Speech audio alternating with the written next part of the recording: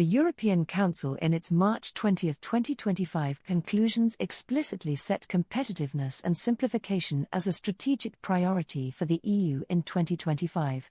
Here are key decisions taken in 2025 by the Council of the European Union that have notable repercussions for agriculture, small businesses, including SMEs, and related professional sectors. 1. Simplification of the Common Agricultural Policy. What was decided? The Council formally approved a major simplification of the EU's Common Agricultural Policy rules in December 2025. This builds on its September position and subsequent negotiations with the European Parliament. Main impacts: reduced administrative burden for farmers by cutting red tape and simplifying controls, greater flexibility for member states and farmers in implementing environmental requirements, increased support for small and new farmers including startups and young farmers, aims to boost competitiveness and innovation in the EU agri-food sector by easing compliance and reducing costs. Repercussions for small farmers and agricultural professionals: small farms benefit from simpler rules and higher support thresholds.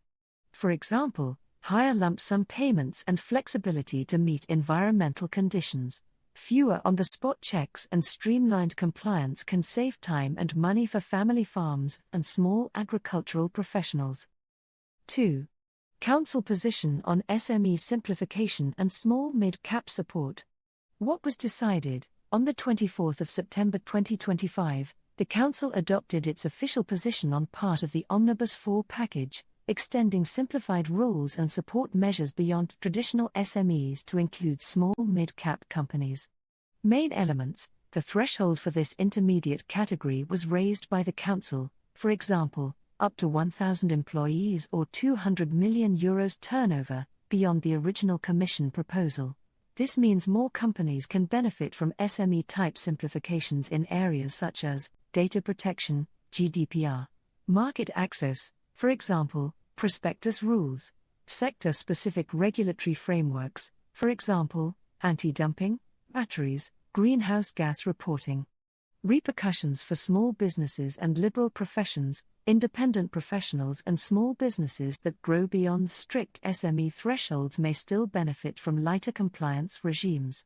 Reduced administrative and regulatory costs can improve competitiveness for small enterprises and reduce barriers to scaling up. What about the broader EU simplification agenda? While not strictly Council decisions alone, the simplification agenda that the Council has driven in 2025 interacts with wider EU policy, translating into practical impacts for agriculture and small economic actors. Examples include: Commission estimates that streamlined rules could save EU farmers €1.6 billion per year in administrative burdens. Simplification measures adopted across the EU regulatory framework aim to cut red tape and compliance costs for all businesses, including small professional services and liberal professions. What not to expect yet? As of end 2025, there's no widely reported major EU Council decision specifically creating a new regime for liberal professions, for example, lawyers, architects, consultants, as a category distinct from SMEs. The existing support and simplification efforts occur through broader SME and CAP frameworks, which affect such professionals indirectly. Trade agreements, for example, Mercosur, are under negotiation and may influence farmers, but final Council votes on those are pending in early 2026. Subscribe to this channel to keep up to date with EU regulation.